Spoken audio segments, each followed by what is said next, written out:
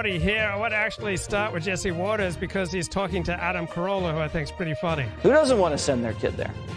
Adam Carolla is author of Everything Reminds Me of Something, which is out today. He's also the host of the Adam Carolla Show. So, I mean, this is actually a real story, Carolla. Yeah. You know, I think what we ought to do is any parents who drop their kids off at that camp should immediately be arrested. Because it could just be a sting operation to get horrible parents. Right. And I had this idea a long time ago. I wanted to put a big sign in front of the LA Coliseum and say, free cockfights for Raiders fans. And anyone who showed up, we would just arrest them and get all the deadbeat dads off the street. This is a way to get the hippie moms off the street.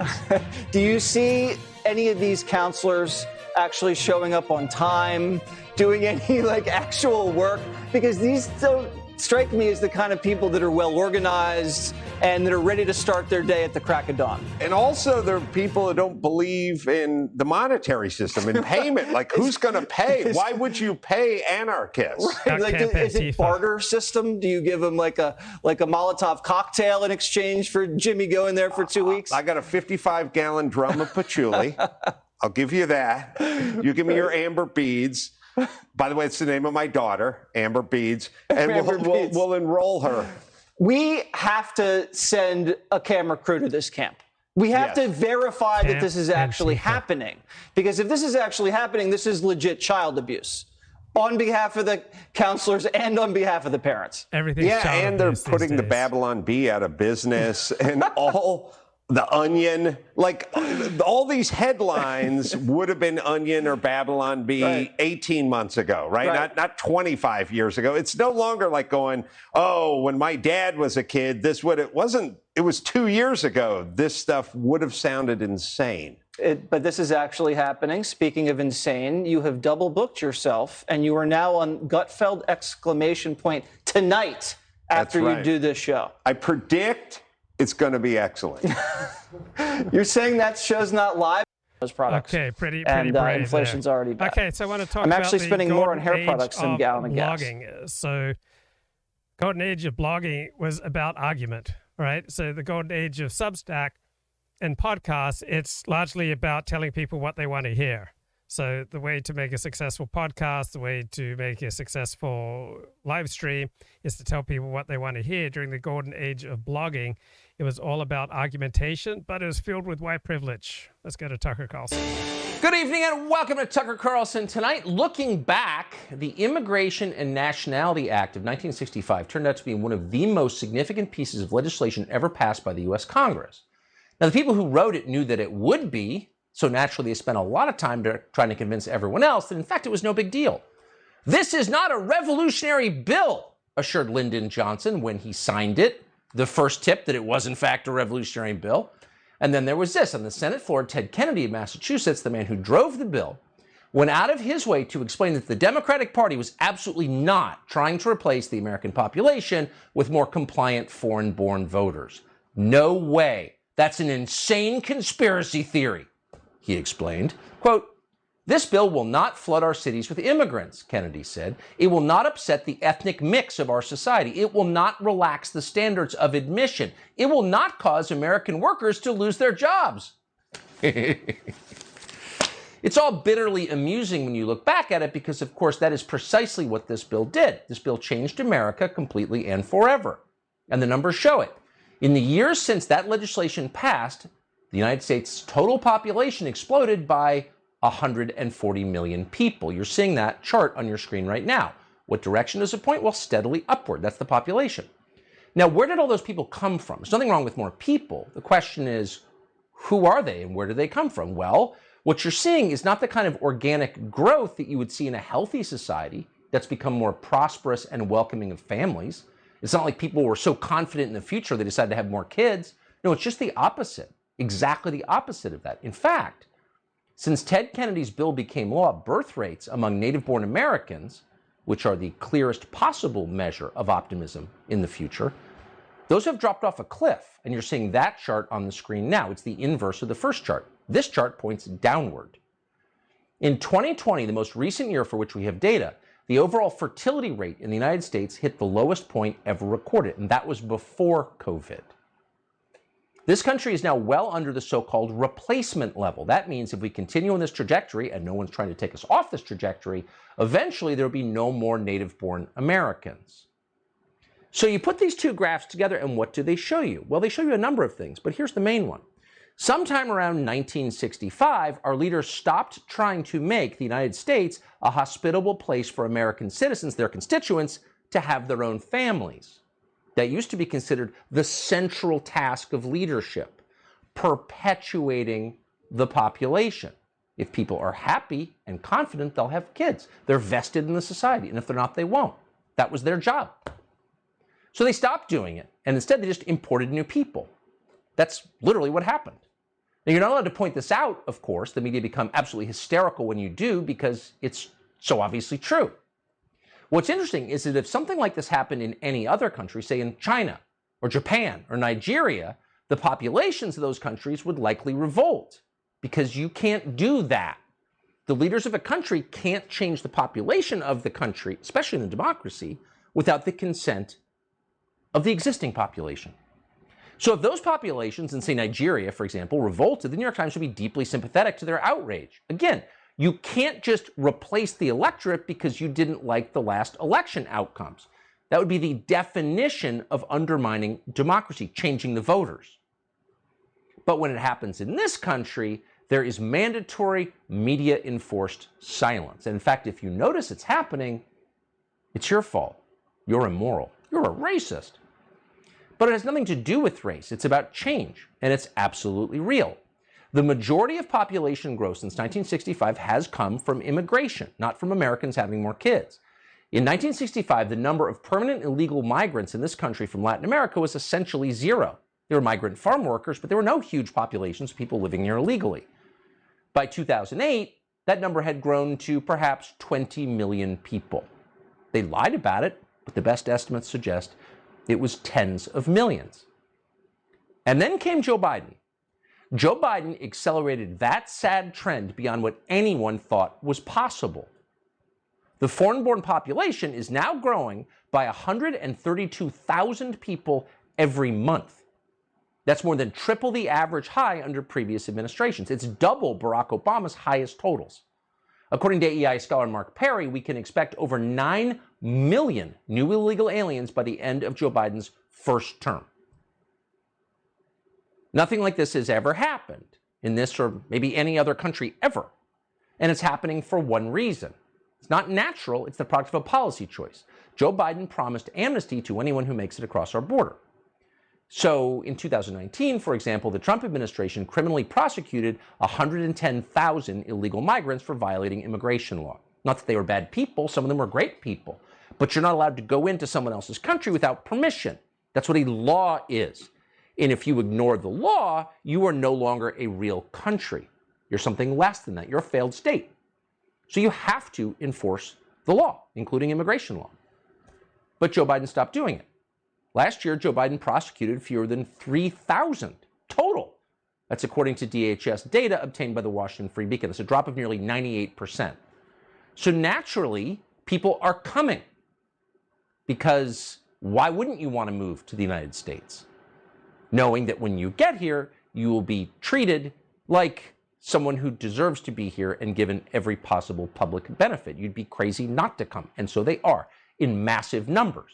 And then traveling, often at public expense, paid for by you without your knowledge, throughout the United States. Watch one border agent explain what exactly is happening.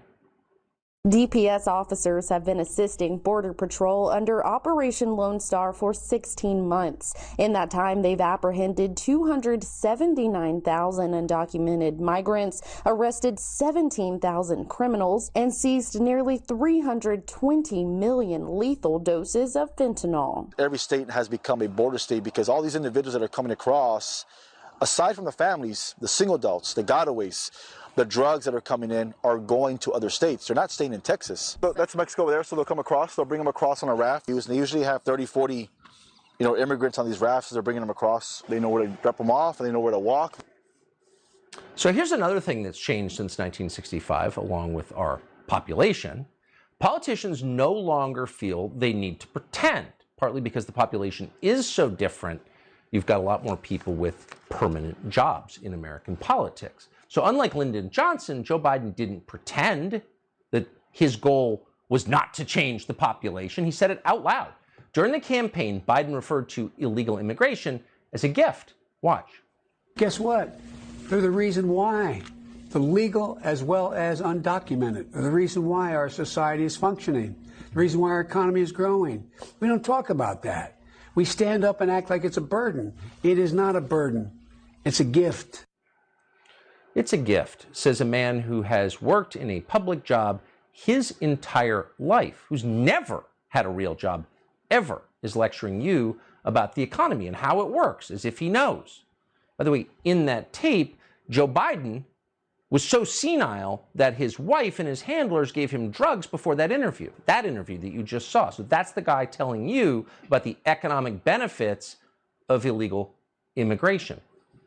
Now, mostly you're not supposed to notice that that conversation even took place, just like you're not supposed to notice when the New York Times prints an op-ed called "We Can Replace Them," because that's a dangerous conspiracy theory.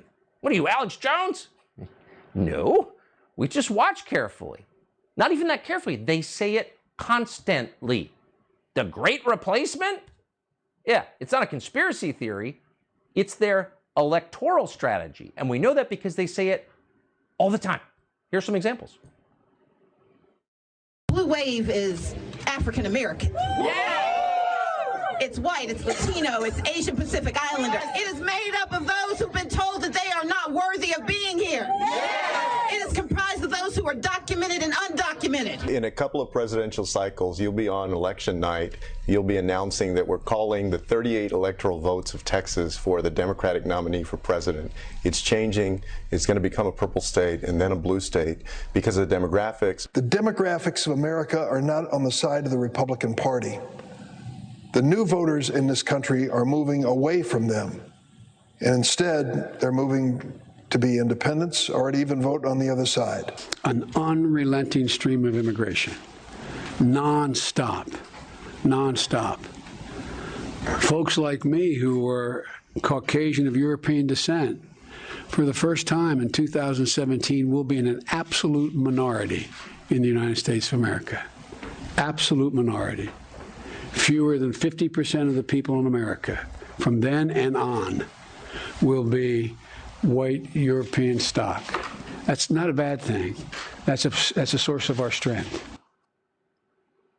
So how is that a source of our strength? He never explained. So clearly it's the source of the Democratic Party's strength, they believe, though actually that plan might not work out for them since a lot of the people arriving may not be sympathetic to Joe Biden, who possibly could be. But electoral politics are really secondary to the real concern, which is the stability of the country. So the problem with what the Democratic Party is doing right now is not simply that it helps the Democratic Party, though we think that's bad. The problem is that they're doing it way too fast. This is too much change at once for any society, ever, at any point in history. No society can metabolize this many new people and stay stable, especially not now in this specific moment. Because two unprecedented waves of human migration, you have to add, let's see, a collapsing economy, inflation, food shortages, skyrocketing housing prices, falling wages, the trauma of 2.5 years of COVID, the manufactured racial strife you saw Joe Biden himself encouraging. You put all that together and you have the most volatile possible mix of social factors. So into that, you throw millions of brand new people who have no connection to America whatsoever, people who broke our laws to get here, who don't speak our language, who have no idea what the U.S. Constitution says and don't care. And what do you have when you put all of that together? You have a recipe for social collapse. This is why no sane government would ever do this. The Chinese government would never consider doing this.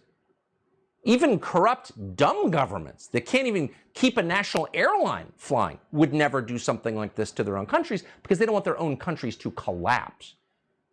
And it's not an attack on the people coming here, by the way, some of whom are legitimately great people and want to be here for the right reasons. The problem is the volume. No country can withstand what we're going through right now. And in our specific case, it turns out that a lot of the people coming are not ready to participate in a democracy. A huge percentage of the migrants crossing the border today are functionally illiterate. According to the Center for Immigration Studies, 41% of immigrants score at or below the lowest level of English literacy, a level variously described as below basic or functionally illiterate. Now, add to this the problems that American-born people are having with English after 2 years of COVID and suspended education and a life spent staring into a screen. What does that look like? A lot of people who are moving here are not becoming assimilated. And we know that because many haven't learned English after living here for years. The same study found that 67% of Hispanic immigrants do not develop English proficiency even after 15 years of living in the United States. That means around 5 million migrants became citizens without even being able to speak our language. Once again, not an attack on them, an attack on the people running the country. This could capsize the United States. This is a huge, sprawling country with a massive population. So the question from day one has always been, what holds everyone together? What is the one thing we all have in common? It's not an ethnic group. It's not a shared history. Now it's not a language. So what is it? Well, in the absence of glue, things break apart. That's a physics principle. So no one who cared about the future of this country would do this to the country. It is truly insanity. And yet the Biden administration is trying to make it worse, working hard to make it worse. Fox News is reporting tonight that the administration awarded a $172 million grant to a George Soros-linked organization which exists to, quote, help young border crossers avoid deportation. Now, why is some foreign-born billionaire allowed to change our country fundamentally? That's the big question. Here are the specifics. This organization is called the Vera Institute for Justice, and it stands to gain $1 billion in federal money by the end of the contract, just to subvert our laws. Now, the catch is that no one verifies whether the people crossing the border are actually minors. Right? You can't know who they are. By definition, they're here illegally. And after 9/11, didn't we care about the authenticity of documents? Didn't we have a Real ID Act? But we don't know how old they are. And that's how 24-year-old Medina Ulloa was able to enter this country and murder a father of four in the backyard of his house in Florida in October. He posed as a child so that Joe Biden would fly him at your expense to Jacksonville in the middle of the night. So courtesy of the Biden administration, unaccompanied minors like Medina Ulloa are also arriving in New York, in Texas, Louisiana, Tennessee, and Arizona, and many other places. According, for example, to 12 News in Phoenix, representatives for Phoenix Sky Harbor International Airport reported that hundreds of migrants showed up recently with no booked tickets. Roughly 300 to 400 refugees have arrived every single day by bus in recent months. So why are all of these illegal aliens arriving in Phoenix? Well, many of them were dropped off by a nonprofit called RCBH, which brags it's helped nearly 20,000 illegal aliens released by immigration authorities without charges, moving all over the country. And that's where it's happening, all over the country. In Brownsville, Texas, Fox News observed buses contracted by the Biden administration dropping off dozens of male migrants at a parking garage. Our reporters witnessed those migrants go into an unmarked office, then get picked up by taxi cabs and driven to the airport. None of them were children. Commercial airline pilots right now are being told to fly these people all over the country. We spoke to a pilot who's doing it every day, and we're quoting, "We are breaking the law transporting illegals, many of whom are unaccompanied minors." Why is this continuing? Because neither party is interested in stopping it. On this question, as on foreign policy, there's only one party, the Uniparty, and it's aligned against your most basic interests, no matter what color you are, by the way. Instead, both parties are finding new ways to give American jobs to foreign-born applicants. 62 Republicans just joined to their eternal shame with almost every single Democrat in the House to pass the National Defense Bill. Now, tucked away in that $840 billion piece of legislation is a plan to give away even more American jobs to foreign workers, as if we need this now. So now the children of H-1B visa workers will receive citizenship because their parents took jobs in this country? Huh? How does that work exactly? Shut up! Racist. Again, it's not about race. It's about economics and social cohesion, both of which they're destroying. Now, according to our Congress, fewer jobs for Americans somehow makes this country safer. That's been their plan since 1965, and since 1965, both parties have supported it. Stephen Miller does not support it. He worked in the Trump White House for 4 years, where he worked very hard to stop this, in the end unsuccessfully. But he is still fighting. He's the founder of America First Legal. He joins us tonight. Stephen Miller, thanks so much for coming on. So it's hilarious if you think about the amount of energy they spend shouting at anyone who notices the numbers. The Great Replacement Theory, that's racist. Again, I would argue race has nothing to do with this. The numbers tell a very clear story. Americans are not replacing themselves naturally by having children in a country that's increasingly hostile to children, and immigration's making up the difference. Why don't we have a right to be mad about that? Well, I think first a bit of history is in order here. What many Americans may not realize is that during the period of time when the great American middle class was born, during the Eisenhower era, when we had rapid middle class growth, rapid increase in our quality of living, rapid increase in our wages, and when immigrant and U.S.-born Americans alike saw a huge increase in their living standards, there was net negative immigration into this country. In other words, the number of immigrants leaving was greater than the number of immigrants coming every single year, to the point where we had 14 million immigrants in 1920. By 1965, we had fewer than 10 million immigrants. During that same time period, our population doubled from American families having kids. Now, since 1965, the Ted Kennedy rewrite and Joe Biden's open borders, the vast majority of our population growth is solely people coming here from foreign countries. And as you mentioned, you cannot have social cohesion that way. Los Angeles is more than 1/3 foreign born. New York City is more than 1/3 foreign born. San Francisco is more than 1/3 foreign born. 1 in 4 kids, this is amazing, in the whole country. 1 in 4 kids in the whole country has a foreign-born parent. It is not in their interest or ours to keep adding more and more and more and more immigrants, so there can't be any cohesion. There cannot be social trust. There cannot be civic bonding. There cannot be a shared culture, a shared language, a shared education, a shared experience, and a shared pathway to success. We are eroding and destroying all of these things by unending migration. What's so scary is nobody cares about social cohesion until the crisis hits, until, say, the economy tanks, and there's just not enough to go around, at which point it becomes the thing that stands between you and actual chaos. Are they not thinking trust this through? Trust is all all you have. That's in exactly that situation, right. Trust is all you have. If there's an attack and we lose our power, we lose our water, we lose our infrastructure, we lose our electricity, what keeps us from riots and looting and from madness? It's trust. It's the ability to know that the people that you are living in the community with will take care of each other and protect each other. And uncontrolled migration makes us a nation of strangers. So again, I don't care where you're born. No matter where you're from, if you're living here today, it's in your interest to turn off the spigot tomorrow.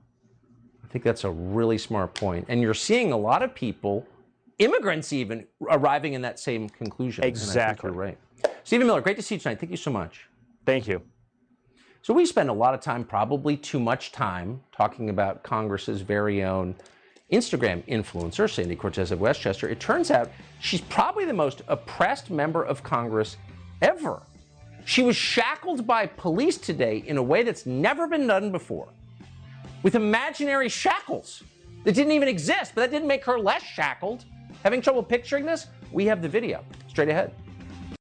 Yeah, so if you travel to Australia or England or France or any European country or any East Asian country, Korea, China, Japan, the lack of social cohesion and social trust in America is dramatic, right? So I was recently in Sydney, and this is the 4th safest city in the world. There's virtually no crime in Sydney. There's virtually no crime in all of Australia. You go to England, and they certainly struggle with crime, but overall, far more social trust, far more social cohesion between the English and the Americans, and it's always been that way. It's just really gotten bad in America since the 1965 Immigration Act. And then throughout Europe, forget about it, far more social cohesion and social trust, and then infinitely more in Germany and in Eastern Europe and in Japan and China and Korea, just no comparison. So why exactly is America better off for this flood of immigrants? It clearly isn't.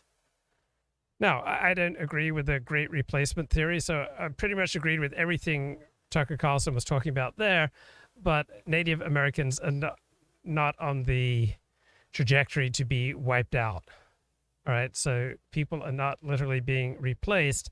It's that their political influence is being diluted and their wages are being driven down. So wages are essentially decided by what's the available workforce. All right, so the more immigrants you allow in, then you have more supply of labor, and that drives down wage rates for native-born Americans. Also, the more immigrants you allow in, then the more demand there is for housing. So life becomes more expensive for native-born Americans, and their wages, particularly for the least skilled, just stay flat. So construction wages in Los Angeles have been flat for 60 years, right? For 60 years.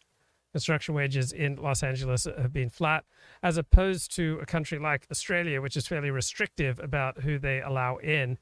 And so Australia is the best place in the world to be an average bloke, to quote Steve Saylor, right? Pretty good wages in Australia. In Australia also, since the early 1970s, the major parties have agreed not to campaign and not to make political the issue of immigration. Right? That's been a de facto arrangement among the major parties for about 50 years in Australia, essentially been the same in America. All right, immigration has not been a major issue of political contestation until Donald Trump arrived on the scene. And why exactly is it a good thing for a country primarily filled with people who believe in universal morality, that there's one moral standard for everyone? Why exactly are these people benefited from the massive importation of people who practice dual morality, meaning one morality for how they treat their in-group and a much more relaxed morality for how they treat out-groups? So pretty much everybody in the world practices dual morality except for those from Northern Europe. So Anglo-Saxons, people from Northern Europe, right, they take universal morality for granted. It's not that they are such excessively righteous people, but there was simply no concept in my Protestant upbringing that it was okay to treat outsiders any differently than you treat members of your group, right? There was no concept of outsiders being subhuman. There was no concept that it was okay to rip off outsiders, to like steal the inflatable devices under your plane seat. So if you're going to cheat on taxes, right, you cheated on your taxes, but there was no concept that this was okay. There was no concept. People didn't boast about ripping off outsiders. People didn't talk about how people outside your group are not human, that they don't matter, that you can just do absolutely anything you want to them, right? This idea was basically unknown in my Anglo-Protestant upbringing. And so you then flood a country of people who have universal morality with people who practice dual morality, and you destroy social cohesion and social trust because people with universal morality get outcompeted. Update tonight on one of the worst stories we've seen in a long time, the story of Jose Alba, 61 years old, a Dominican immigrant, working late Friday night in a bodega in Harlem when an ex-con comes in a dispute over shoplifting and violently assaults him. In self-defense, Alba stabbed the man and killed him. So then the Soros-backed DA in New York, Alvin Bragg, charged Jose Alba with murder and sent him to jail on hundreds of thousands of dollars in bail. Well, as we said, there's been a major update in that case tonight, and our own Kevin Cork has it for us. Hey, Kevin. Evening, Tucker. An incredible story. Frankly, as critics would point out, it took him long enough. But finally, New York City's DA, Alvin Bragg, has dropped charges against that bodega worker by the name of Jose Alba. Now, critics have been on this story, Tucker, for the very beginning, and with good reason. You see, he was simply working at the bodega in New York when, after a dispute, he became the victim of a vicious attack from which he defended himself, resulting in the stabbing death of his assailant. A response that clearly, based on the video evidence, was not what Alba had in mind. Oh, Papa, what's up with you? I don't want a problem, Papa. What's wrong with you? I know that's a little girl. Why you slash anything on it? Alba said, I don't want no problem. I don't want a problem. Well, he got plenty of it when Austin Simon cornered him and attacked him. Alba was also attacked by Simon's girlfriend. Now, for obviously defending himself, he was later sent over to Rikers before advocates finally stepped in on his behalf. Meanwhile, in moving to dismiss the case, Bragg conceded only that his office couldn't prove that the defendant was not justified in his use of deadly physical force, which begs the question, what on earth took him 2 weeks to figure that out? Tucker? Well, that's a great question. One of many. Yeah. Kevin, the great Kevin Corke, thanks so much for that. You bet. So today, several of the feistier members of Congress, that would include Sandy Cortez and Ilhan Omar, both famous on Instagram, decided to block traffic in front of the Supreme Court because girl power means blocking traffic. And that's when police officers did something they've never done before. Those mean cops put both Sandy Cortez and Ilhan Omar in invisible handcuffs and led them away with their hands behind their back. You're seeing those images on the screen right now. Now, several media outlets picked up these images as proof that Sandy Cortez and Ilhan Omar are deeply oppressed. For Sandy Cortez, the trauma was real. Totally, it was her lived experience. She was wearing a coat in 90-degree heat. It's just the latest harrowing tale of Sandy Cortez's tenure in Congress, her life since Boston University. You may recall that nearly a year and a half ago, she almost died. Congresswoman Alexandria Ocasio-Cortez has given a harrowing account of her experience on January 6th. A harrowing and emotional account of what happened to her during the Capitol riot. It's one of the most harrowing accounts so far. Congresswoman Alexandria Ocasio-Cortez, tell that harrowing story. The harrowing story of how she hid from attackers during the Capitol riot. Boom, boom, boom. Disclosing new harrowing details. Being Casey Hunt looking right into the camera. Harrowing! It's very harrowing!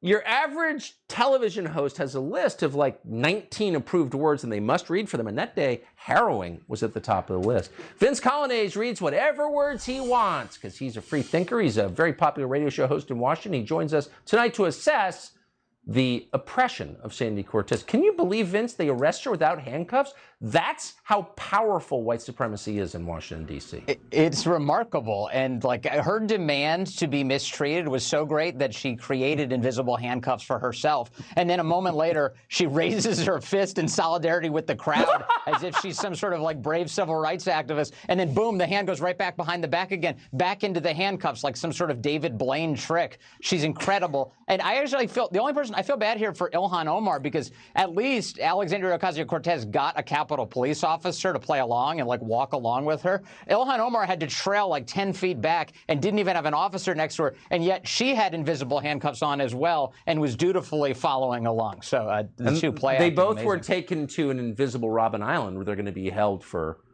some number of decades. I got to ask, just in the case, since you're in Washington, you cover the news there, unlike us, has Sandy Cortez, who's constantly fighting the power, ever fought any actual power? Like, has she ever criticized, say, I don't know, the CIA or Raytheon or Google? Or is it always like local cops? No, she's never fought any meaningful power. In fact, this case today is exactly what she is. The phrase is a slacktivist, just like a lazy person who doesn't actually do anything to improve anybody else's life except her own. She is in lockstep with corporate America. She has the same abortion policies as Citibank and doesn't help Amazon workers in her own area unionize. And then she wants credit for it. And they say, yeah, no, thanks. We don't want you coming around. You were too busy Instagram storying your perusal through your garbage disposal.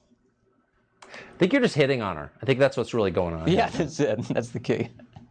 The great Vince Colonnese from Washington. Thank you. Thanks, Tucker. So you hate to say it, the greatest thing about America was the justice system was pretty clean. You know, if you're going to be tried in any court in the world, America is the court of first choice.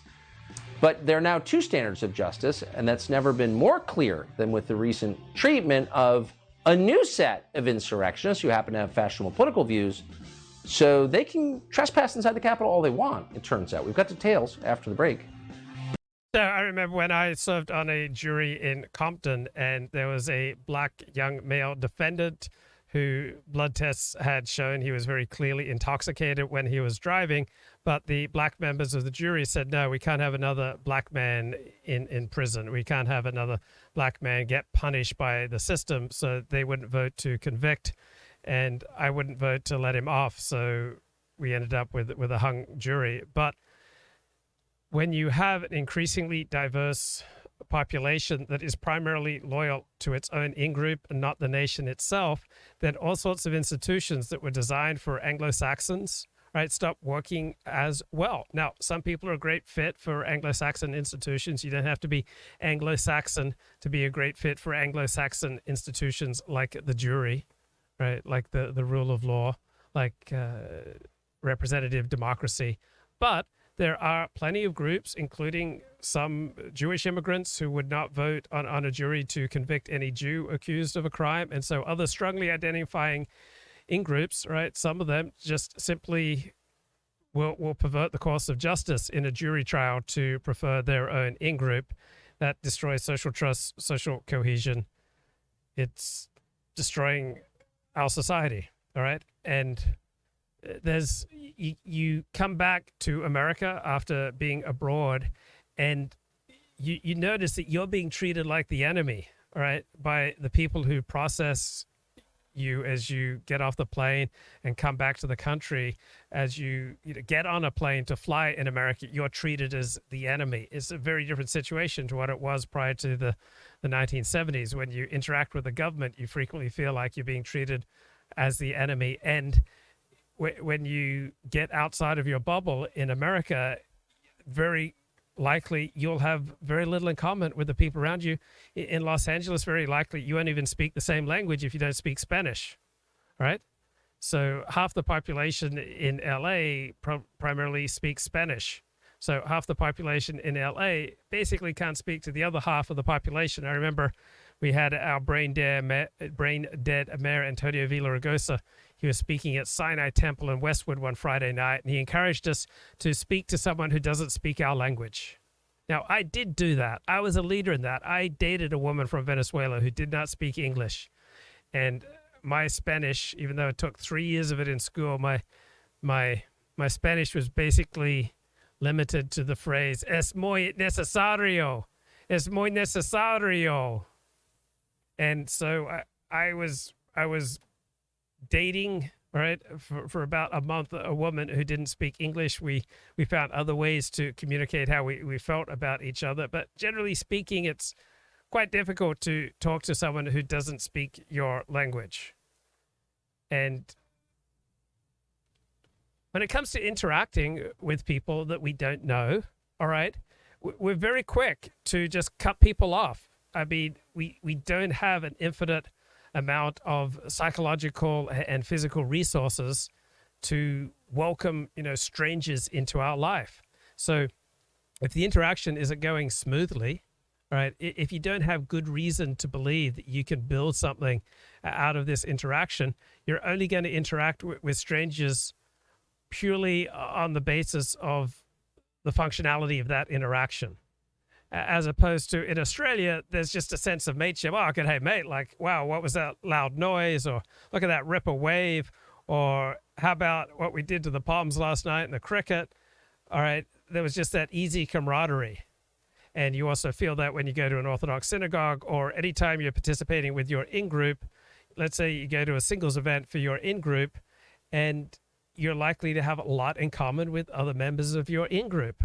Right? You have a similar ethic, a similar way of life. You have similar practices. You have similar foods, right? Similar culture, similar history, similar outlook on life, similar commitments. You likely know a lot of people in common. And so you're much more likely to let your guard down and open yourself up to making genuine connections with people. But if you have a hard time understanding the other person, or they don't get your sense of humor, you don't have common points of reference, then you're likely to make like a turtle, kind of pull your head in, right? Just protect yourself when you're not with your in-group. And you'll stay home, you'll watch more TV, you'll be less likely to volunteer, because people are going to volunteer to help people who aren't like them. Generally speaking, people are primarily interested in helping their own group. They're not primarily interested in helping strangers. A federal judge in Washington, D.C. called Royce Lamberth, been around a long time, sentenced a 69-year-old grandmother from Idaho to 60 days in prison. Now, the elderly woman is called Pam Hemphill, and she's battling breast cancer. So what did she do to deserve prison? well, she's not a rapist or an illegal alien, she'd be fine. No. Her crime, according to the U.S. attorney in D.C., was, quote, parading inside the Capitol building on January 6th. So she walked around without authorization. So now she's going to jail while facing cancer at almost 70. There's no way to spin that. That's completely outrageous. Pam Hemphill is not a risk to anyone. Now, at the sentencing, Judge Lamberth admitted he wanted to make an example out of this elderly woman. Why? Because he was frustrated that the defendant in a separate case made statements that were, quote, embarrassing to me. That actually happened. And therefore, because he was embarrassed by somebody else, Lamberth decided to take it out on this elderly woman. And that's horrible. That's not justice. It's the opposite. And it gets worse. At the same time this was happening, the U.S. attorney for D.C., at the same point they were sending an elderly cancer patient to jail, this same U.S. attorney's office announced that they were dropping charges against 9 members of Stephen Colbert's production crew. Now, Capitol Police had caught this group of producers trespassing inside the Longworth House office building on the evening of Thursday, June 16th. We brought it to you when it happened. So they were walking around the Capitol complex without authorization. Parading, that's a crime. Now, Capitol Police had warned Colbert's producers that they were in a restricted area, but they ignored the warning from police. They returned anyway with the help of several members of Congress. That would include Adam Schiff and Jake Auchincloss. But the other day, the U.S. Attorney for D.C., a Biden appointee called Matthew Graves, said that they're allowed to walk with no charges.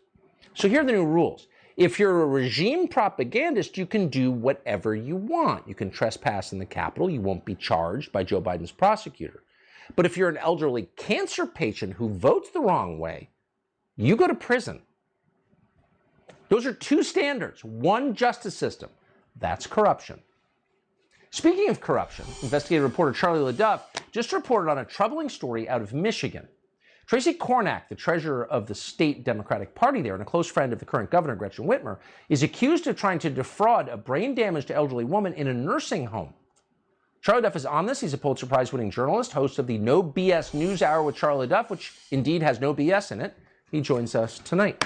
Charlie, what, as usual, you're the only person working in the media in Michigan anymore. Tell us the outlines of the story, if you would. Okay, real simple. Kornack, it appears her daughter is giving care to this brain-damaged woman. The insurance company only wants to pay her $12 because she's a babysitter, not a health professional.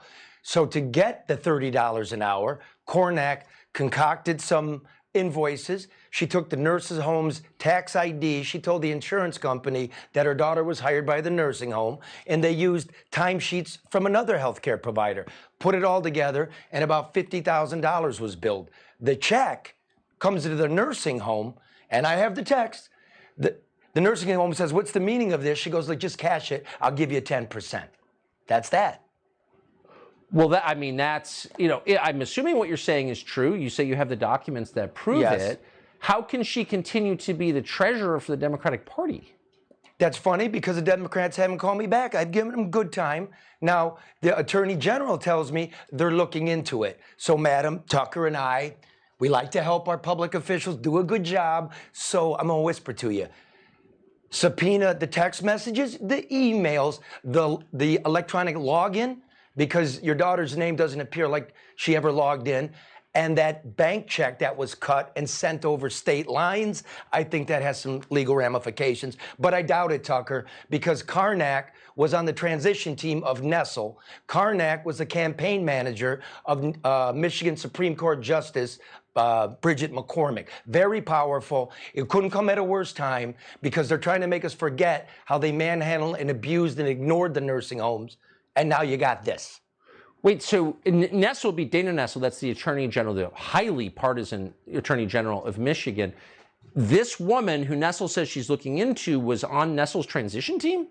Indeed. And I should note that when all this hinky-dinky stuff was going on with the insurance, the woman was 5 months behind on a room and board, and Kornack has power of attorney over her life. You know what I mean? Like, they're not paying her commissary, her room and board. It's freaking outrageous, and it's time for you to go. Because if you don't, I'm going to put all the stuff online. You know I'm not a poster boy Republican, right, man? We know that. I get along with you, you get along with me. I just want what's right.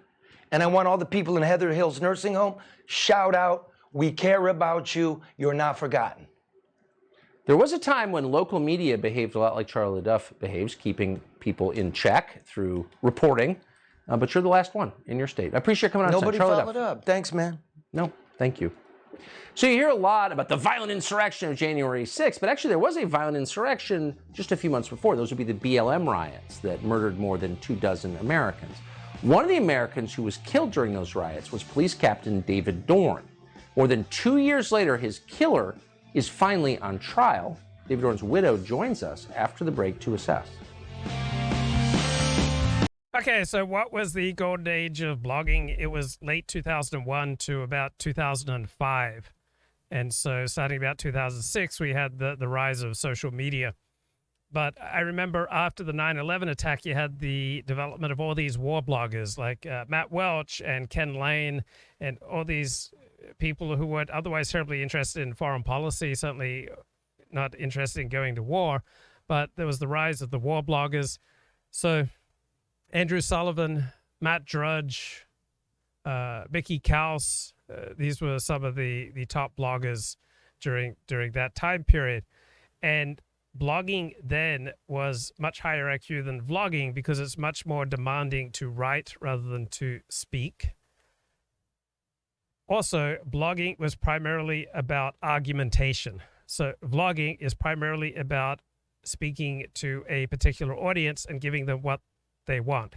So podcasts are primarily about speaking to a particular audience, giving it what it wants. So Joe Rogan, right, his podcast wants, the equivalent of flat earth, conspiracy theories, right? It's like a 100 IQ audience, right, wanting stuff about how the elites are wrong.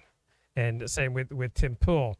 And so podcasters have fractured the audience into their little niche. So if you go to JF Garipi, for as long as I've known JF Garipi, since the beginning of 2018, he reliably gives like the white nationalist perspective to the extent that social media rules allow him to. And he doesn't really brook any substantial criticism of his audience. All right. He gives his audience consistently what he wants. He's been captured by his audience willingly. I'm sure he probably thought it through. To sustain an audience, you have to come back and give them what they want. And so he reads one, ludicrous study about vaccines that argue that vaccines are dangerous, and he just immediately accepts it because that's what his anti-establishment audience wants to hear. So when blogging was big, argumentation was big, and it meant right and left frequently arguing with each other, right? But people don't, generally speaking, get into trouble for what they say on podcasts, right? It's much more ephemeral compared to blogs. So here's an excellent conversation about the golden age of blogging. Robert Wright, center left, talking to Ross Douthat, who's center right. We were pioneers who somehow failed to fully catch. We were like the guys. We were at Sutter's Creek before they started finding the gold in the water, something like that. But no, it's a distinct honor. Are you suggesting that blogging has TV to not become a global media juggernaut? I just feel like there's an alternative timeline where you are the Joe Rogan of our times. Not that being the Bob Wright of our times isn't probably better, but no.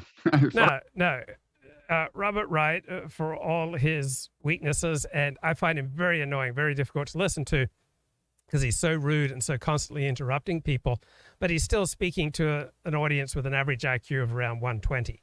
So a show that's aimed at an average IQ of 120, it's never going to have the popularity of moronic shows such as Joe Rogan. And there's a good correction in the chat. That's not really true. JF Garipi is a sincere libertarian. Eventually, no one in the alt-right is a libertarian. That's a good point. Thank you for that correction. And that's why I think so much clearer and you think so much clearer when you think socially. I say something and I recognize as soon as you make that point that I was wrong. Right? JF Garipi is a libertarian and a white nationalist, which makes him unique in the world of white nationalism. Now, my larger point about audience capture, JF doesn't shake things up and particularly challenge his audience. He tells them what they want to hear. So while blogging was more about argumentation, vlogging has become much more about speaking to a particular audience. So let's go to that discussion. If I said nothing else by way of a conversational cue beyond what I've said, just kind of differences between 2006 and now in politics and or technology, what is the first thing that would spring to mind? Well, I mean, if you're thinking about sort of blogging heads specifically, not necessarily. Okay. Well, I mean, if you, it's not unrelated because this was the golden age of blogging back then. Yeah, I would say that blogging heads was sort of an extension of a media atmosphere that was sort of much more, in a certain way, much more argumentative than the media atmosphere we've had for the last 5 years or so. In the good sense of argument. Mostly in the, I mean, some people would say in the bad. I would say in the good sense because I like to argue, especially with people who disagree with me. I think that what that era had, I think, was a lot of context where people were sort of engaging at length with ideas that they really, really strongly disagreed with. And that was what blogging itself sort of lent itself to, like to the extent there was an economics of blogging, right? It was driven by getting your, sort of attacking someone at length, quoting them at length, and then attacking them at length and getting them to attack you back, and sort of creating this cycle of argumentation that in theory drove your audience. And then, blogging heads didn't always have people who disagreed, but I feel like usually, the ones I remember were most likely to be, say, me and Matt Iglesias arguing a sort of left versus right debate was back then. And certainly I think the dynamics of social media radically changed that and created an environment where the incentives were for sort of clusters of agreement rather than sort of, right. Disagreement with what was often a caricature of right. opposing. Oh yeah, you would still, on social media, you need the bad tweet, right? Like you need like the worst tweet of all the tweets generated by the other side. Right. But yeah, there was a premium on, giving the impression that you were taking the other person's argument seriously in that, call it 2001 to 2010 media environment that sort of diminished. And then you have, these zones outside of social media now, both podcasting and to some extent Substack, that in certain ways recreate some of the virtues of that world, right? Like podcasting is much more respectful than social media. People are, interestingly, this is something my colleague Michelle Goldberg pointed out when we were podcasting together, you're much less likely to get sort of canceled off something you say on a podcast. Famous last words, it does happen, right? But than something you say on Twitter, right? Like podcasting, it's sort of like long form conversation, doesn't lend itself to cancellation in the same way. And then Substack is obviously a literal refuge for the canceled. But neither of them, the most successful podcasts are not argumentative. I think they're sort of zones of mild disagreement. Our podcast that we ran at the time, the argument sort of tried to be argumentative, but that's not sort of the normal podcasting mode. And the you and Michelle Substack Goldberg seems to be about, because you're trying to drive pay. Okay. I was just. It sounds like maybe there's a time lag. I'm not sure, but I was just going to say. And so even there's less premium on sort of sustained long form disagreement, I think, to some extent. I mean, it does exist, but it's different from. It's not like the blogosphere where you are trying to draw traffic from your enemies and critics. Basically, that's not the Substack model. No, and there's certainly. I mean, there are a lot of preaching to the choir podcasts. I mean, when you think of the most monetarily successful, I mean, I think the New York Times platform is just kind of sui generis. A big media platform, I think, tends to use the podcast products and so on tend to be an extension of the platform itself in spirit. But in terms of like independently hugely successful podcasts, I mean, you get like Chapo Trap House, real preaching to the choir podcasts that don't involve a lot of serious argument. But it's interesting that, I don't think we're idealizing the golden age of blogging. There really was a moment there where there were ecosystems that were kind of, trans-ideological, where people would routinely link Okay, here is Red Bar taking on Anthony Cumia. Anthony Cumia now, they call him the disgraced shock jock. Question for you, Anthony. Prostitute, yeah. There's no such thing as the law. What? No such thing as the law. What age do you stop yourself? 13. Even though there is something called the law. Just gets around it. Just 13 is where you stop yourself? 13. Holy shit. That's gotta be the right. It's gotta be the right 13. 13. What the fuck? You never seen a hot 13-year-old that is completely fuckable? I'm just thinking out of your mind. Just think of the age. 13. Be honest. You've seen 13-year-olds and gone, oh my god, she's 13? I don't know. I am fucking my brother's girlfriend's daughter. Okay, he's right. In the sense that there are 13-year-old girls that a normal guy would find attractive. All right, just because you find a girl attractive doesn't mean that you then have sex with her or make any sort of move on her. But that's just the nature of reality. Girls are maturing faster these days. You are? I am fucking Sue Lange. I am fucking a hot 13-year-old. I am fucking my brother's girlfriend's daughter. I am fucking Sue Lange. You are? I am fucking a hot 13-year-old. I am fucking children have I had sex with? Please, enlighten me. You took that from? That's a child. A 17-year-old with a big set of fucking tits is a child? Not as far as the New York State laws go. I am fucking my brother's girlfriend's. Okay, that's repetitive. Right.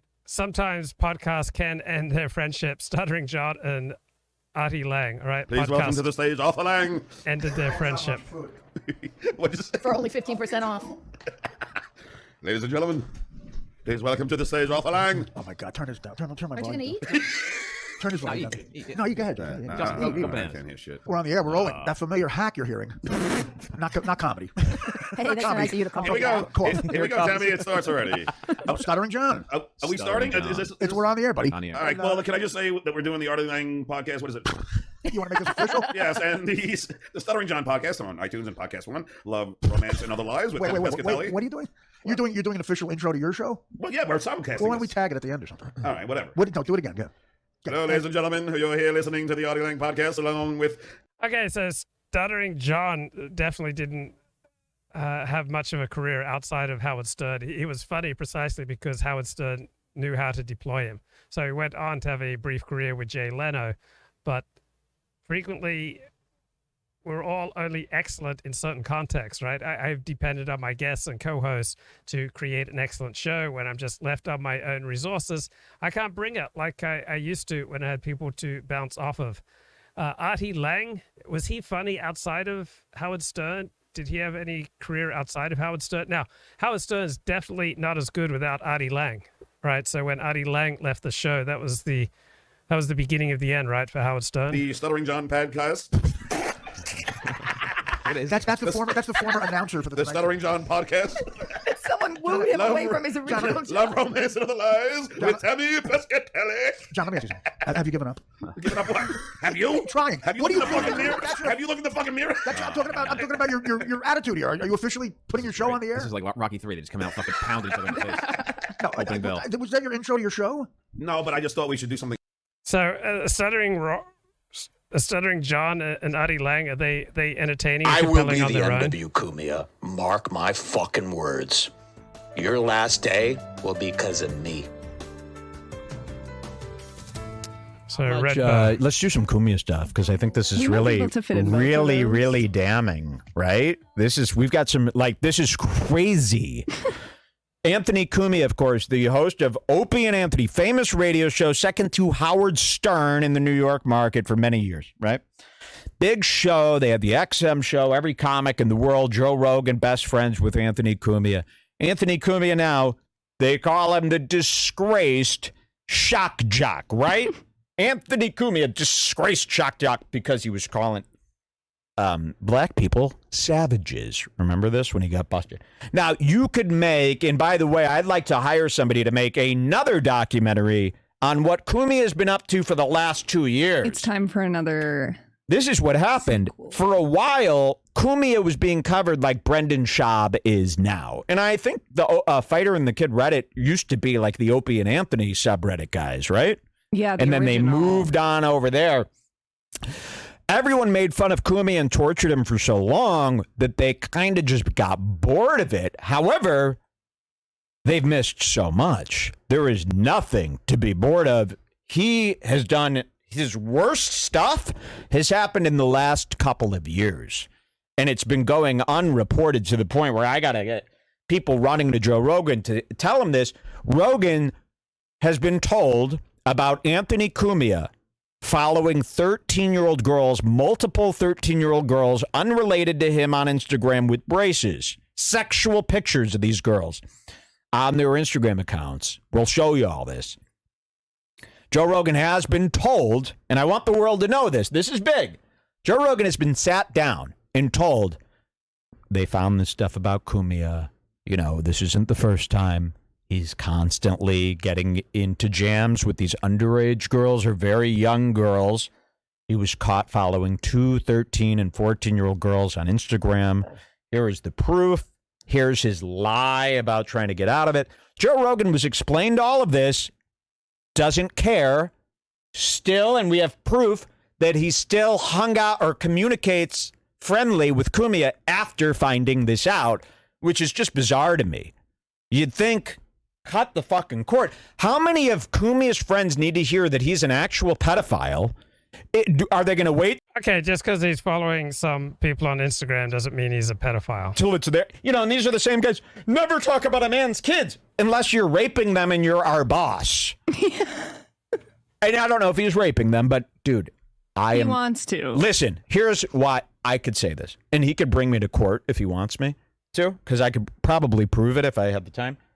I truly believe, and this is not a fact, it's my belief, I truly believe he is a full pedophile and has a severe sexual addiction to underage girls around the age of 12 to 14 with brain. So Red Bar does have an excellent radar. Don't know if he's correct here, but Red Bar has a good radar. Races. I fully believe it. I fully believe he's done stuff with an underage girl. He took a 17-year-old girl to prom when he was a famous radio DJ. One of their listeners... Okay, that doesn't mean you're a pedophile. All right. So let's see what's going on with Deep Left Their Joker. whiteness first, and who does not identify with poor white people, the idea that somehow they are a traitor, that there is this natural, I mean, that's a spook, right? The idea that there's some kind of natural affinity that every member of a race has. Like if you're Bill Gates, you should... No one who's a racial or ethnic or religious nationalist believes that they have an automatic affinity with every member of their group. They simply have a general affection for their group and find that the more that they have in common with people, then the better you get along, right? So this is something the Deep Left Joker does all the time. He can't engage with people's actual arguments, let alone he can't even steel man other people's arguments so that he is engaging with the best of their arguments, right? He has to make straw men out of other people's arguments to build himself up and make himself think that, you know, he's got such cutting edge insights. Good, prescriptively, naturally, according to the divine right of nature, you should just have this beautiful love and cherishing for, you know, these poor white people who, by the way, I mean, if you want to get into phenotype and phrenology and physiognomy, look completely different. I mean, I'm never going to mistake, you know, Bill Gates and his, you want to talk about superficial appearances, I'm never going to mistake Bill Gates for some kind of tatted up, you know, fetal alcohol syndrome, drug addicted, you know, pierced, et cetera, et cetera. It's just, there's no comparison. But people want to say, no, because of this map of haplogroups and FST values, you know, he should, and so he's a traitor. Well, that's just like, you're just moralizing at me. You're moralizing at Bill Gates and he doesn't care, and I don't care. No one really cares except you and your little cult of victims. Say, oh, Daddy Gates won't defend us, he won't protect us, so we're gonna have a workers' revolution, we're gonna have a peasant revolt. You know, basically buying communism, buying democracy, the idea of rule of the people, the idea of, you know, workers' rights and so on. It's inherently contradictory. It takes the worst parts of the left, the worst parts of the right, because they're the most superficial, because they're the most propagandistic. These are people who, like, you know, think Vladimir Lenin got by because of some kind of organic workers' revolution. They don't see, you know, anything beyond that. So it is frustrating to see that, but, you know, it's something that on some level it is kind of like the drug addiction, right? It is people who are hopeless and who don't have anything to, like, relatively speaking, you can get people from all over the intelligence spectrum, and you can get people who are relatively smart and whatnot, but they feel aggrieved. They feel they have nothing to lose, and so they're lashing out. And so I want to get back to this original topic of. And is there any introspection here, Ken Brown? I mean, how much does this apply to you? Right? If I had more to lose, I wouldn't be spending as much time sharing my opinions on YouTube. If you had more to lose, you wouldn't be spending as much time here on YouTube. So you make a lot of, harsh criticisms of other people. Where's the introspection about where your own criticism applies to you? White privilege as a regressive tax. And what do I mean by that? I mean that if you're a rich white person, white privilege doesn't affect you. Affirmative action doesn't affect you. Like all of the results, like what does white privilege do? White privilege says that effectively, white people are going to be taxed more. Except it can in a court of law, in a court of public opinion, right? If you look at the protagonists in Tom Wolfe's novels, right, from The Bonfire of the Vanities, the protagonist, all right, he paid a pretty stiff price. He had his freedom taken away. That couple in St. Louis who brandished weapons as a Black Lives Matter protest, surged into their gated off community, right? So no, rich white people sometimes pay a price. Everyone can become a victim. And victimology is not something that you ever completely graduate from, right? We're all prone to it because in certain circumstances, we all can become victims and we can all benefit from some of victimology, creating bonds with other people, creating purpose, creating energy, creating community, right? Creating direction in life. All that springs from in-group identity, which always contains a victimology. That white people are going to be denied spaces in Ivy League colleges or just colleges in general. So white people are going to be denied educational opportunities. They're going to be denied, and not just brute force either, because the white privilege narrative is a form of nagging. It's a form of insufferable nagging that reminds you to conform and to lie and to pay obeisances to, and to act obsequious, and to be deceitful. There's like a psychological cost associated with the white privilege narrative that you have to go to school or you go to your job, and people are going to continually do all these microaggressions against you. They're going to talk about dead white men. They're going to talk about how there's too many white people here, and it's just a constant attack on anyone who is not in on the joke. Essentially, if you're not in on the joke, if you can't dissociate your identity from whiteness, if you can't say, well, first and foremost, I'm gay, or you can't say, first and foremost, I'm rich. Well, everyone has multiple identities, right? It's a very rare person who only identifies as black or white, right? People identify by their ethnic group, by their religion, by their geography, by their nation, by their profession. There are many identities. So the golden age of blogging was strongly white. To people of different persuasions. You were part of, actually, what was your first blog at The Atlantic? Because that was a very systematized version of this. The Atlantic, this was a moment where The Atlantic really made a smart move. I mean, The Atlantic is this big thing now. Before that, it was just this physical magazine facing an identity crisis as the internet hit. And what they did, which was very smart, and I guess this was James Bennett along with David Bradley, the owner, and others, but they went out and got some bloggers. The highest traffic blogger was Andrew Sullivan. And they put them, there was like just 5 or 6 of you, right? There was you, Jim Fallows, Matt Iglesias, I guess Megan McArdle, Jeffrey Goldberg, Andrew Sullivan. Yeah. A minor figure you may recall named Ta-Nehisi Coates. Ah, yes. Was he there pretty much from the beginning? I think pretty close to because he started doing feature pieces for us. And then, as I remember it, I was the lowest traffic of those people, except for Fallows only blogged intermittently, but it was me, Iglesias, McArdle, Coates, and then Sullivan dwarfing us all. So Jeffrey Goldberg didn't have a vertical at that point in, because see, it's so funny. Like each of you was a vertical. In other words, you would look at the top, as I recall, there's a bar and there's these like 5 or so blogs listed consecutively. You can click on any one, and you tended to interact with one another. Not only exclusively by any means. Matt interacted with Ezra Klein a lot. You probably did.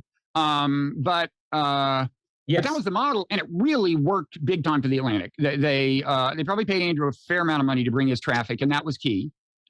But the ideological diversity was, not that bad when you look back at it. I mean, Matt would have been considered farther left than he's considered today.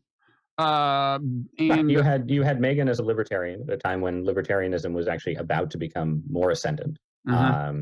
And you had a more left-wing coded version of Iglesias, and you had Ta-Nehisi before he became sort of, before his transformation into a kind of, celebrity oracle figure. But he was left, certainly, and had a kind of left African American perspective that, this was, I think, a core left critique of any idealized vision of the blogosphere, right? Is that it was a bunch of, white guys arguing with each other, privileged white guys arguing with each other. And of course it was so, the sort of the stance from the left would say, of course it was easy for a bunch of privileged white guys to disagree, amongst themselves because the stakes for them are low. And, once you get into sort of people who are actually vulnerable, then naturally it becomes harder to have these kind of abstract arguments. That's the left critique. And I haven't combed the archives of blogging heads, but certainly the blogosphere, the early blogosphere was very, very white and male, sort of new republic, Yeah. This is a problem for me now because, I tapped the blogosphere in those days. I took these people who were just becoming well known as for writing, but they weren't the kind of journalists who would show up on cable TV. So Blogging Heads was the place you could go if you wanted to see them and talk. And so anyway, and because I tapped into that, now when I come have these retrospective conversations, it's like all these white guys. And, if I was just looking at people who showed up on Blogging Heads right before you were like Jonah Goldberg. Megan showed up fairly early. Actually, Frank Fukuyama was on right before you, I noticed. Not Caucasian. Got him early. I was working down the chain of, significance. And I hate to break this to you, Ross, but at that time, I was no Francis Fukuyama, but I was honored to be on the same platform as Francis Fukuyama. Weren't we all? But no, Megan was a distinctive figure. There's let's say a historical deficit of female right of center writers. But in that sort of internet scrum, she definitely stood out. And it was also a case where, something that's sort of now a cliche, right? That's like the sort of particular abuse that women take on the internet. I saw that probably first with Megan because she was sort of, and we were blogging together. Well, plenty of women on the internet are not subject to a ton of abuse, all right? Your own persona and your own writing and your own behavior has a great deal to do with how people react to you. So I started blogging in 1997, and by 1998, I think, this is the hot new thing, and all the major newspapers need to start having bloggers. And I kept thinking that, I think, up until about 2005, 2006, when social media and streaming sites such as YouTube started taking off. And then I finally bought a video camera in 2007. February 2007, began making vlogs and interviewing people on video. So I realized the future was video. Together, and sort of you could see the difference between the abuse that she took and the abuse that I took, even though we were both, sort of right of center young people. And if anything. Okay, this is an Oath Keeper blaming Richard Spencer. Joins us now live. He's the author of the upcoming book, The Propagandist, Oath Keepers and the Perils of Extremism. Jason, thanks for being with us this morning. I want to take a step back because you are uniquely qualified to give Americans a look and a warning about these organizations like the Oath Keepers. What is, for viewers who may not understand completely, what is the organizing principle of the Oath Keepers, and why was that appealing to you at one point before you left the group?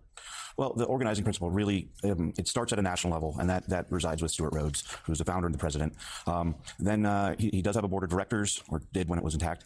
And then there are state chapters broken down even further into county chapters. So it's all kind of one big umbrella that starts and ends with Stuart Rhodes. And what was the appeal of the message to you? What is the grievance of the Oath Keepers? Why did they storm the Capitol, and why do they continue to this day to threaten various election officials, politicians, media figures, and others? Well, the message varies. It evolves over time, and it's really driven by the conspiracy theories of the day. So, back when they were first kind of starting out, it jumped off of the Tea Party movement. And we saw the Jade Helm conspiracy theories kind of really drive some of the messaging that they were doing with the orders they won't follow. We've seen that as they've radicalized more towards a racist bent that they will not replace us. And we saw them courting people like Richard Spencer. And then, of course, with the just bogus claims of a stolen election. So it's racist, it's anti-Semitic. They claim to be anti-tyranny. 1776 is a day that was posted, became a hashtag around January 6th. But what for you back then What was going on in your life? What was the appeal of the message that you just described? And then what made you leave?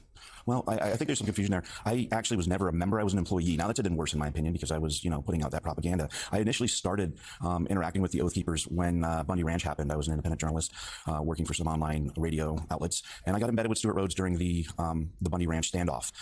Then I was invited back. I drove down to Bundy Ranch with Stuart. I was invited back to the Sugar Pine Mine standoff and then the White Hope standoff. And then there was a PR statement put out that included my name because I'd helped them out a bit. So I lost my day job, and Stuart was there with a employment offer as the national media director and one of the associate editors on the website. And, it was more, it started as more of what he would term an educational outreach. And they really claimed to be not racist in those things, but we saw as he found the membership base could grow and the donations could grow, he more and more courted that alt-right as it kind of came up with Richard Spencer and others. In outright racists. So it was kind of an evolution. And I walked away because of that radicalization on the racism. I actually had walked into a conversation with some key core members and associates in a public grocery store where we were all living, where they were discussing that the Holocaust had never happened. And I just could not, I went back home to my wife and, my wife's medically disabled. I got 2 kids that are living in a house still, 2 daughters. And then with, we didn't know what we were going to do with the loss of the income, but I couldn't abide it at that point. I just put in my resignation. So how did you, you're making a distinction between being a follower of the Oath Keepers, a member of the group, and just an employee of it, but certainly you heard some of the rhetoric and knew what the members were up to. So how did you rationalize working for that group? Well, again, it radicalized over time. It started off just being kind of very anti-government and then went to the racist side. I've always had a healthy distrust of the government. And, so it kind of started there. But as things got more and more racist, I just couldn't do it. So let's talk about the links between the Oath Keepers and organizations like that and former President Trump and the people around him. From what you know from firsthand, and also just more broadly, because you were for a time so intimately involved with the group. Okay, there's an article in the New York Times that I read today that is called How Stop the Steal Captured the American Right. The movement to reinstate President Trump has gone far beyond him and now threatens the future of American elections. And there's a great anecdote here. So it talks about this woman, Erin Behrens. All right, she was a 28-year-old college-educated stay-at-home mom living in the Denver suburbs. She was deeply religious. She was fervently anti-abortion. She initially found Donald Trump vulgar and crude and cruel. But her view of him changed because of something that happened on New Year's Eve in Cologne, Germany, which jarred her understanding of the stakes of the 2016 election. So many people get into conspiracy theories and far right or far left politics when they realize that they've been lied to throughout their lives. So you see this radicalization happening with someone like Godwin. So that evening, New Year's Eve 2016 in Cologne, Germany, a crowd of 1,000, it was 2015, a crowd of 1,000 or so young men, mostly of North African and Arab descent, gathered in the square between the city's central railway station and cathedral and suddenly began sexually assaulting women who were celebrating the new year. So more than 500 sexual assault complaints were made to the police, and similar incidents happened in other German cities that night. And the whole episode was essentially ignored by the mainstream media. Germany's Chancellor Angela Merkel and German police, in their initial statements, played down the extent of the attacks. They wanted to avoid mention of the ethnicity of the perpetrators. So people find out they've been lied to, right? And how do you expect people are going to react when they find out they're being lied to and gaslit? So the attack and its aftermath ricocheted throughout the global far right, which argued that it confirmed 2 things: the threat of Muslim immigration and the complicity of a global elite in covering up the threat. So Phyllis Schlafly warned there are globalists in the world. She said they are putting globalism above every other value. And now Donald Trump's speeches at the time had been virulently anti-immigration for months. And so Trump began denouncing the crimes in Germany. He said Hillary Clinton wants to be America's Angela Merkel. So Erin Behrens was among those he reached, right? So she thought maybe we should have this guy who is strong, who will take control of the situation and correct our path. Let's save our country, save Western civilization. Then after that, we can argue about social issues all we want. So what often launches people into conspiracy theories or extreme politics are very visceral experiences that make them realize they're being gaslit and lied to throughout their lives. And often burning fever swamps of nonsense, right, often give birth to viable politics. And often out of, delusional claims, all right, out of absurd conspiracy theories comes a viable politics. So look at the rise of the new right in Dallas between, say, 1945 and 1965. That's the subject of a new book. And so people in this new right in Dallas, they started compiling evidence about the nefariousness of the national government, right? And you can read this in Edward Miller's new book, Nut Country, Right-Wing Dallas and the Birth of the Southern Strategy. So the Republicans came to dominate the South beginning in the 1968 election. This book came out in 2015. Nut Country, Right-Wing Dallas and the Birth of the Southern Strategy. So these people comprising the new angry right were gathering evidence of all sorts of treason by the American government, right? They imputed all sorts of sinister intent into America's leading politicians. And there was the John Birch Society, right? They published a book called The Politician about President Eisenhower, claiming he was a communist, and they had more than 100 pages of footnotes for a completely nonsensical claim. But out of nonsense often comes things that are formidable, right? So apocalyptic religion about the end of days, right? Out of failed predictions and movements that become energized with false claims about the end of the world, there's an energy that becomes released, and there become communities that are built out of that develop real-world significance.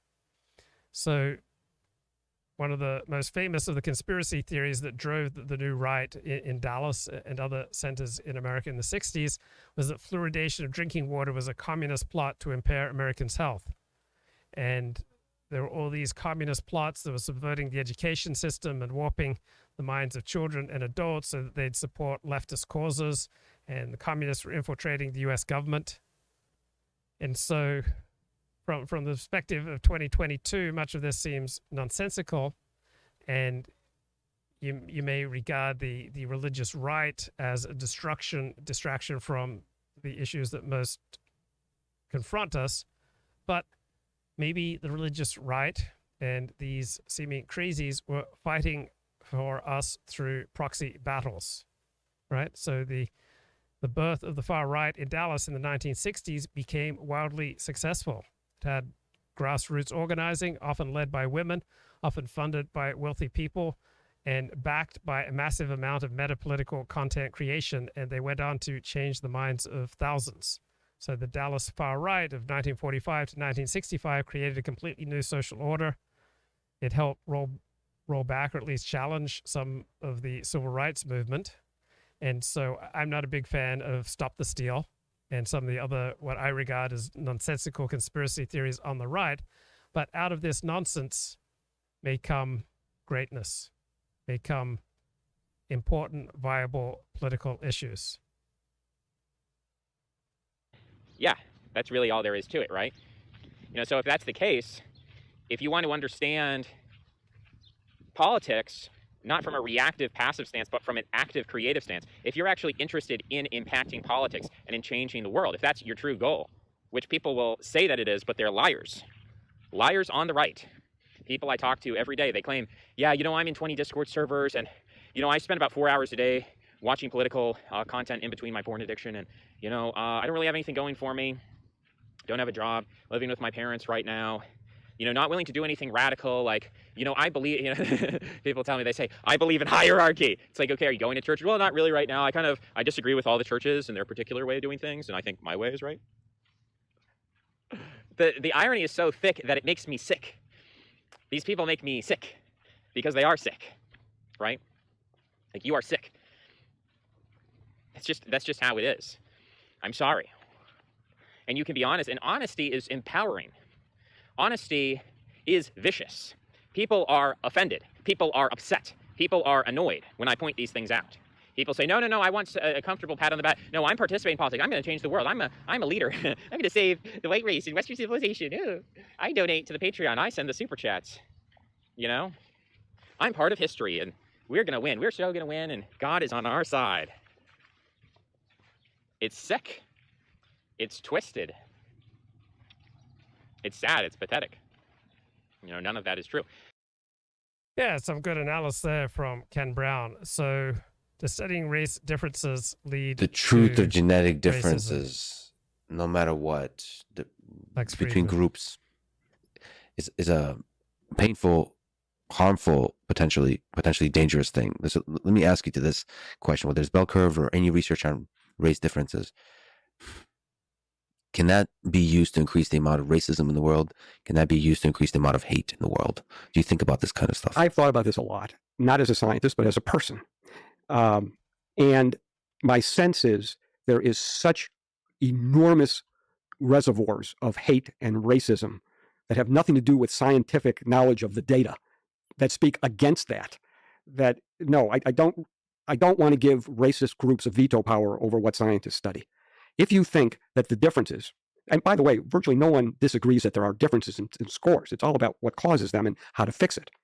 So if you think this is a cultural problem, then you must ask the problem what. Okay, so it makes the point that people who study the topic realize there are very significant differences between people. Some peoples are more intelligent than other peoples. Some peoples have stronger family lives. Some groups seem to be better adapted to capitalism, right? Other groups have shorter lifespans. Others tend to have longer lifespans, and that many of these differences kind of group together. The people who have longer lifespans tend to be more intelligent, tend to be more productive, tend to be harder working, tend to have more solid family lives. Those groups with shorter lifespans tend to be less intelligent, commit vastly higher rates of crime, and to be much more sexually promiscuous and afflicted by sexually transmitted diseases. Do you want to change anything about the culture, or are you okay with the culture because you don't feel it's appropriate to change a person's culture? So are you okay with that and the fact that that may lead to disadvantages in school achievement? It's a question. If you think it's environmental, what are the environmental parameters that can be fixed? I'll tell you one: lead from gasoline in the atmosphere, lead in paint, lead in water. That's an environmental toxin that society has the means to eliminate, and they should. Yeah, just to sort of trying to find some insights and conclusion to this very difficult topic. Is there been research on environment versus genetics, nature versus nurture, on this question of race differences? There is not. No one wants to do this research. First of all, it's hard research to do. Second of all, it's a minefield. No one wants to spend their career on it. Tenured people don't want to do it, let alone students. The way I talk about it, before I tell you the way I talk about it, I want to say one more thing about Jensen. He was once asked by a journalist straight out, "Are you a racist?" His answer was very interesting. His answer was, "I've thought about that a lot, and I've concluded it doesn't matter." Now, I know what he meant by this. The guts to say that, wow. He was a very unusual person. I think he had a touch of Asperger's syndrome, to tell you the truth, because I saw him in many circumstances. He would be canceled on Twitter immediately with that sentence. Yeah, but what he meant was he had a hypothesis. Yeah. And with respect to group differences, he called it the default hypothesis. He said whatever factors affect individual intelligence are likely the same factors that affect group differences. It was. And the reason that question doesn't matter is because there's no such thing as racist, right? This is a brand new moral category that didn't exist before the 20th century. It wasn't even referred to until the 1930s, didn't become prevalent until the 1960s. It's this invented moral category. So yeah, racist refers to nothing in reality. There's no such moral sin as racism. It's the default, but it was a hypothesis. It should be tested. And if it turned out empirical tests didn't support the hypothesis, he was happy to move on to something else. He was absolutely committed to that scientific ideal, that it's an empirical question. We should look at it and let's see what happens. The scientific method cannot be racist from his perspective. It doesn't matter what the scientists, if they follow the scientific method, it doesn't matter what they believe. And if they are biased and they consciously or unconsciously bias the data, other people will come along to replicate it. They will fail, and the process over time will work. So let me push back on this idea, because psychology to me is full of gray areas. And what I've observed about psychology, even replication crisis aside, is that something about the media, something about journalism, something about the virality of ideas in the public sphere, they misinterpret. They take up things from studies, willfully or from ignorance, misinterpret findings, and tell narratives around that. I personally believe, for me, I'm not saying that broadly about science, but for me, it's my responsibility to anticipate the ways in which findings will be misinterpreted. So I thought about this a lot because I published papers on semi-autonomous vehicles and those, cars, people die in cars. There's people that have written me letters saying emails. Nobody writes letters. I wish they did. That I have blood in my hands because of things I would say, positive or negative. There's consequences. In the same way, when you're a researcher of intelligence, I'm sure you might get emails, or at least people might believe that a finding of your study is going to be used by a large number of people to increase the amount of hate in the world. I think there's some responsibility on scientists, but for me, I think there's a great responsibility to anticipate the ways things will be misinterpreted. And there you have to, first of all, decide whether you want to say a thing at all, or do the study at all, publish the study at all. Ponderous, and isn't two, it? the words with which Just you shut up explain and it. get to the See, point. It's Lex. I find this on Twitter a lot, actually, which is what I think the data don't mean. I don't do very much on Twitter other than to retweet references to papers. Yes. I don't think it's my role to explain these because they're complicated, they're nuanced. But when you decide not to do a scientific study or not to publish a result because you're afraid the result could be harmful or insensitive, that's not an unreasonable thought. And people will make different conclusions and decisions about that. I wrote about this. I'm the editor of a journal called Intelligence, which publishes scientific papers. Sometimes we publish papers on group differences. Those papers sometimes are controversial. These papers are written for a scientific audience. They're not written for the Twitter audience. I don't promote them very much on Twitter. But in a scientific paper, you have to now choose your words carefully also, because those papers are picked up by non-scientists, by writers of various kinds, and you have to be available to discuss what you're saying and what you're not. Okay, let's get some Nick Fuentes. He's in some kind of green pool. Hunter Biden is currently in the back rooms. Hunter Biden has been transported to a liminal space right now. Everybody's complaining and crying. Well, the president's son can't just be having sex with his niece and on drugs all the time. And he's just in a liminal space at the moment with an ambient green lighting. So I don't really see what the fuss is. They're Kino. I don't care what you say. The Biden family is Kino. You know, you can say whatever you want, but they're Kino, okay? And if you disagree, it's kind of like a bitch energy. No offense, but if you disagree with that, it's kind of like a bitch energy. He's smoking crack. You know, imagine like being so uptight about that. It's Kino. Sorry. Some things are just based, and you just either you get it or you don't. I think since I'm The religious and blogging, Robert Rise and Ross sort of Douthat. socially conservative, you would think I would take certain kinds of abuse, but in fact, her sex attracted a certain kind of attack that yeah. She had some serious haters. Serious haters in ways. Maybe it wasn't just her sex, right? Maybe there were things that she was writing, ways she was conducting herself that played a role in how other people that male libertarians did not. But Coates was, I think, sort of a contrast to that. Like his blogging for The Atlantic was very much, and this was part of his success too, right? Was that he clearly was bringing a perspective to that landscape that was not encompassed by, white guys and white Jewish guys, right? But with his presence, I think, yeah, you could say we had a pretty distinct small op-ed page. Yeah. And he was on Blogging Heads a couple of times. I mean, he became so in demand that he became what we call a tough get in the narrowcasting business. But he had some great conversations.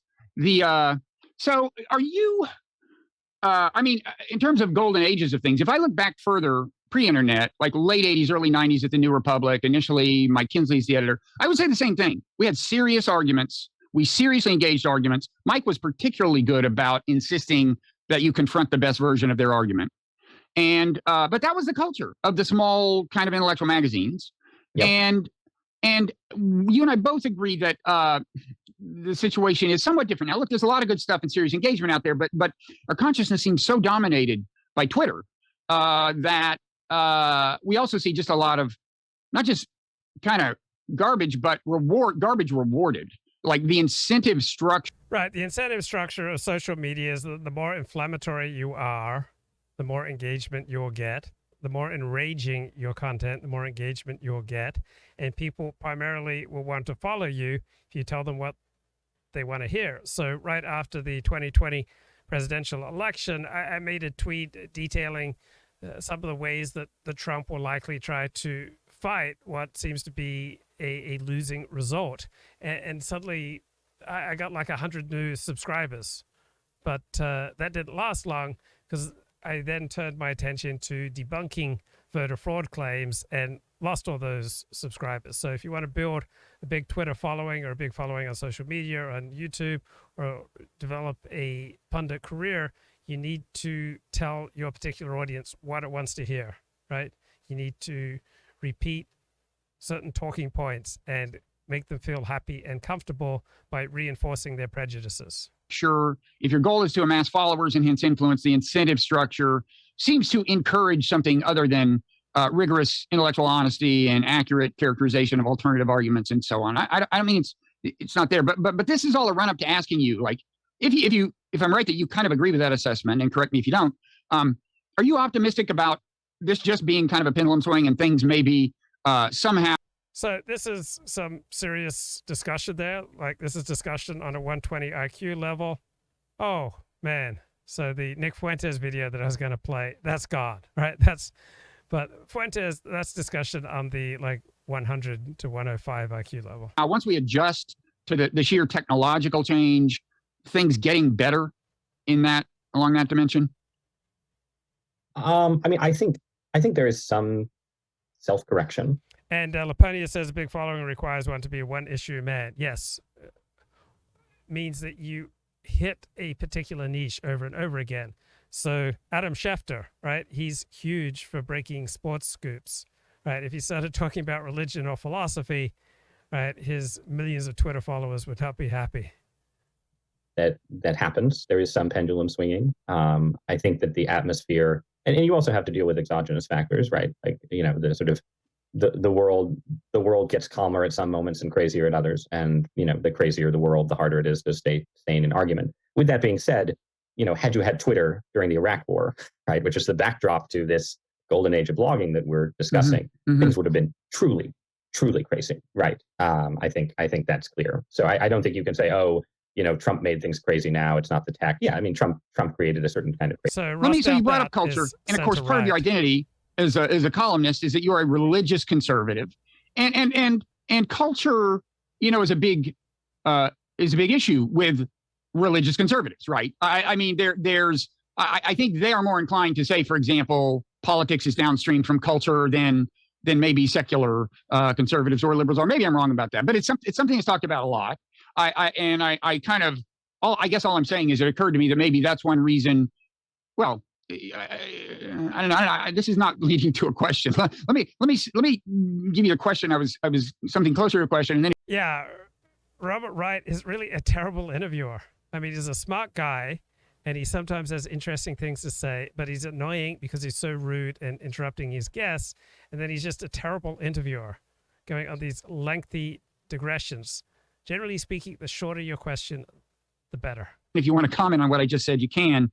And that is I think I think the New York Times was lucky to have you when Trump hit, because you are not a Trumpist, but there's something about the kind of conservative you are, maybe just about how astute you are or something, that gives you, I think, insight into Trumpism that some conservatives don't have, or at least. So Ross Douthat is like a publicly acceptable version of Steve Saylor.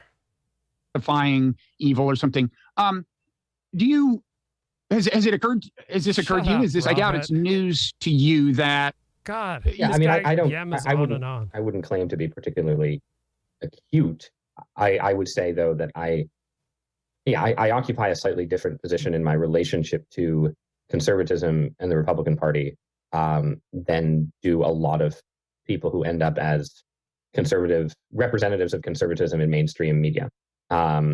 The typical person, whether they're on CNN or writing on the Washington Post op-ed page or somewhere else, who sort of. So I think Ross Douthat is among the top 3 most important pundits around today. So I'd go with Steve Saylor, Ann Coulter, then Ross Douthat. Conservative, certainly in the days of 15 years ago, they were likely to be an economic and foreign policy conservative first, and a social conservative sort of secondarily. And they were, so therefore they had, a set of commitments to conservatism that And Media Hits came up with a $20 super chat. So much. Thank you. Thank you. Thank you so much.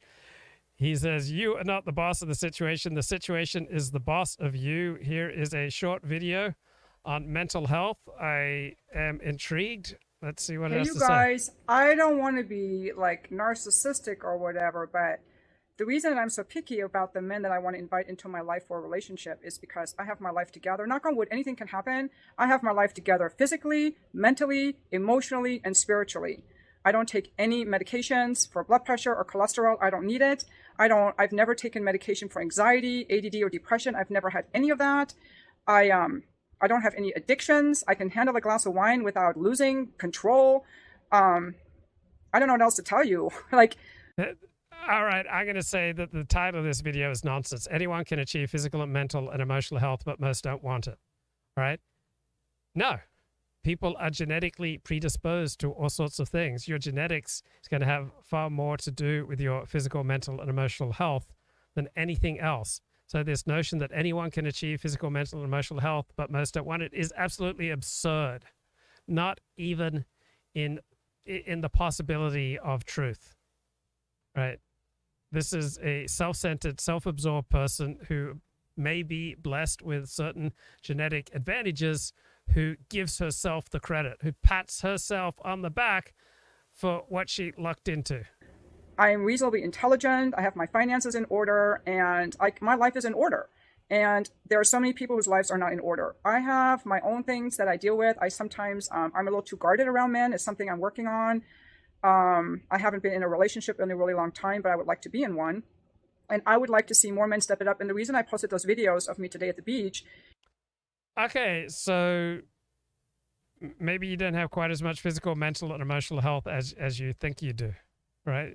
What I'm hearing from you is a fear of genuine human connection, and the primary source of energy and joy and happiness and thriving and effectiveness is being connected, deeply connected with other people. Is, I haven't shown you guys my body because I want to be modest, but I did it today with the intention of showing you that I'm really fit. I'm 5'2.5", I'm petite. You guys don't know about my nice bubble butt. Okay, people don't really care that much about how fit a 60-year-old woman is and what a nice bubble butt she has. All right, the number of men who are particularly interested in that is very tiny. So she's living in a world of delusion. That's what guys love to see me for in my appointments. They love my bubble butt. But that's why I can charge $500 an hour, okay, for men of all ages. And the reason I showed you that is because I look at the men around me and I'm like, you're not at my level. You're not at my level. And so she's a hooker? She's charging $500 an hour? One thing I'm really passionate about is if more people would work on their physical, mental, and emotional health, they would not only enjoy their own lives more, but they would be more attractive for a relationship. People are now expecting more out of a relationship. It's not like a woman needs the breadwinner. Like, you've got to have something to bring to the... All right. The primary thing that you'll bring to a relationship is your genetics and early childhood, right? Things that you have no control over, right? 2/3 of the population is basically sane, right? 2/3 of the population relates to people who are good and kind to them by getting closer to such people. And when people are bad to them, they flee such people. All right. So about 2/3 of the population has secure attachment, and it has nothing to do with them striving for physical, mental, and emotional health. It's just something that was given to them by genetics and their childhood. The table, and good physical, mental, and emotional health are just basic things. A lot of people struggle with their physical health through no fault of their own, but a lot of times it's caused by by lack of good lifestyle. Like, if you're overweight, you're going to have we don't really know, right? We don't really know what the effect of diet is because you can't test diet on people for long periods of time because you have no idea what they're actually eating. They may tell you they're eating X, Y, Z, right? There are just a ton of things about health that we don't really know.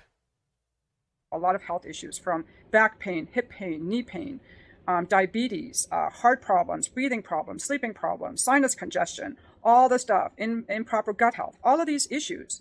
And if you were raised in a neglectful childhood, you're going to have anxiety and depression, ADD, which you can heal through therapy, which you can heal through lifestyle. So I'm telling you, I am fortunate that I had a pretty good childhood, not ideal, but it was good enough apparently. But anybody can be at my level of physical, mental, and emotional health. And I'm not saying that to be That's like show off, nonsense. but it's just true because I look around me and I'm like, I look at women my age and they're not as fit as I am. No, not anyone can be at your level of health. All right, you were given a gift. I am. And I look at men my age, and today I saw some at the beach in Pacific Beach. So she pays but that gives me the $500 confidence. Like, you got to be at my level, or I'm just not interested in dating you. Okay, that's it. And one thing that I've had to work on is to expect more. Expect more without being guarded.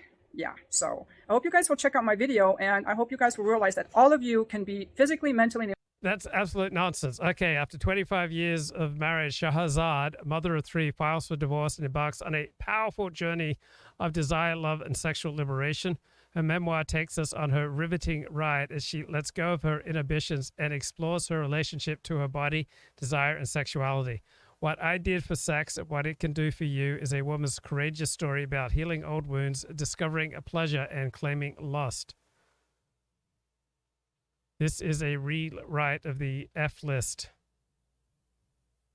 intended to appeal to people who need a softer introduction and book cover. Gee, thanks. For some of them, at least, like a figure like Max Boot, right, who was, sort of, in a way, famously conservative, right, in the Bush era, given the definitions of conservatism then. But once Trump comes along and sort of cuts away the parts of conservatism that Max Boot liked, right, like, starting a lot of wars, basically. Or let me rephrase that. A kind of. No, I like that. I know you like that, but we don't pander here. A kind of right-wing Wilsonian view of America as a liberal empire, let's say, right? That was associated with, to some extent, with Reagan, but he was more of a dove than people realized. But certainly with George W. Bush, was sort of neoconservatism at its high tide. So Trump undercuts all of that, shows that lots of conservatives never primarily cared about that stuff. And then it's easy for Max Boot to essentially move to the center left, right? Because those were his commitments. You can have those commitments and be on the center left. There are plenty of center left hawks, even if they're not as hawkish as Max Boot. They like the UN more than he does, but there's a place for him, right? And that wasn't.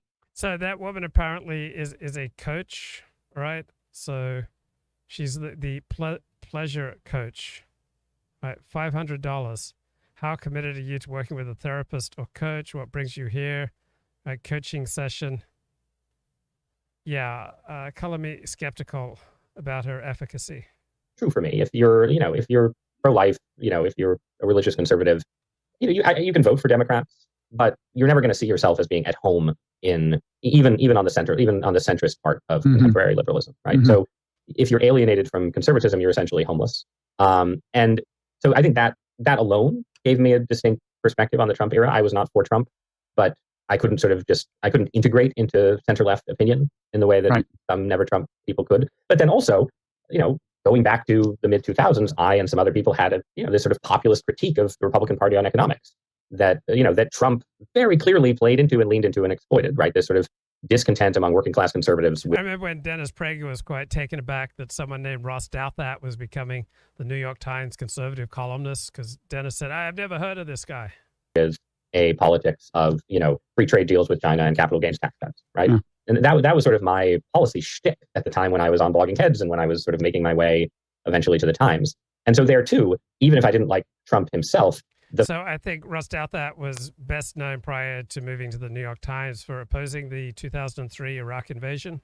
The fact that he was, sort of speaking to exactly the kind of discontents and problems that I had spent 5 to 10, by the time he ran, it was 10 years writing about, meant that I just automatically had more sympathy for right-wing populism than a lot of sort of center-right opinion makers. And so when you put those things together, I think it's given me a different vantage point on the Trump era than like my colleague Brett Stevens, right? Like Brett and I, we are both clearly right of center, but we're right of center in very different ways.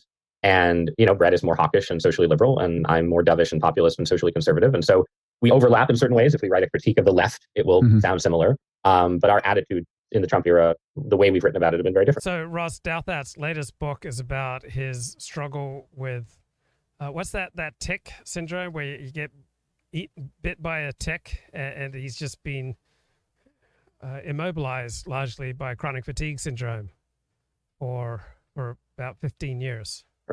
largely. Yeah, well, in a way, the closest thing to a clear antecedent to Trumpism, an immediate antecedent in American politics, is Pat Buchanan, right? A Catholic conservative like you. I wouldn't say you came off as a Buchananite before Trump, but I take your point that there are things you share with Buchanan by virtue of being a Catholic conservative that intersect in the Venn diagram with Trumpism. Now, I wouldn't say, among the things I wouldn't say you clearly shared with Buchanan was a kind of aversion to American military commitment overseas, or I thought of you as being a little bit hawkish. I've been more likely to oppose foreign interventions than support them overall. I was So Andrew Morantz from the New Yorker was interviewing Steve Saylor for hours, and Andrew Morantz asked him, what's the main difference between the biological right, the biodiversity, human biodiversity right, is embodied by people like Steve Saylor and Greg Cochran, and regular conservatives. And Saylor said, well, biggest difference would be embodied by the war on Iraq, right? People in the HBD crowd was strongly opposed to invading Iraq in 2003. Regular conservatives were strongly for it. And Andrew Morantz lost interest in that conversation right after that, because he was trying to slam white nationalists and people with an interest in human biodiversity, when Steve Saylor pointed out that the HBD crowd were strongly opposed to the 2003 Iraq invasion, while regular Republicans were all gung-ho for it. That's where Morantz lost interest and didn't bother to quote that insight from Saylor. Vehemently against the Libya war, which, again, I'm not like primarily a foreign policy writer, so some people will sometimes be surprised at this, but I wrote like 5 columns about what a disaster was going to be at the time that actually held up quite well. And then in a case like Ukraine, I basically, my view was that, once it became clear that Russia was likely to invade, that we should, send, sort of make things difficult for Russia, but should not expect. I wrote a column basically called "How to Retreat from Ukraine." It was not a popular column with hawkish writers. So yeah, Ross Douthat is not a scintillating speaker and not necessarily an exciting writer, but his work stands up pretty well over the years. It may get more popular as time goes by. We'll see. But right. But this is, I think, where I'm distinct. Like, basically, once it became clear to me that, not to me, but once it became clear that Ukraine was capable of resisting and would not simply fold the way the government in Kabul did, then I became a sort of limited hawk, basically. So I'm not where like Glenn Greenwald is. I'm not where, or some sort of very Trumpy figures on the right who are like, oh, this is just the military industrial complex doing its work. I think the Biden administration has been correct in its support. But then I'm also like way more worried about nuclear escalation than Max Boot or Ann Applebaum or these kind of writers. And I spend a lot of my time still arguing with them. And I'm sort of a Ukraine hawk on a 3 to 6 month timeline. Which with the assumption that we're not going to defeat or dismember Russia, and that regime change in Russia is an unwise goal to set.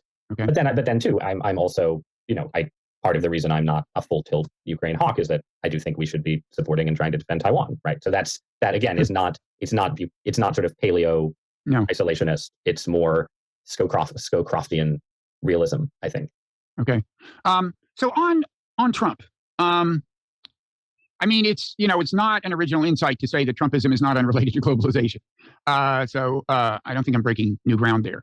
I do have what I think is a kind of unusual take on that, though, which is that, I think kind of there's no going back from globalization other than I wouldn't go so far as to say apocalypse, but I guess I think, let me put it this way.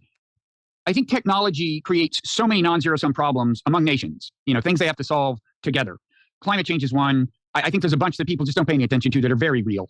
Lots of arms races, space, cyber, bio, and things that like AI, human genetic engineering, that if they don't work out rules of the road will become, in fact, arms races. And that's just me. But I want to say that I don't see a safe, stable, prosperous future that doesn't involve a lot of cooperation among nations. And I actually think economic engagement among nations strengthens, creates a strong platform for this kind of cooperation. So I don't see some kind of return to,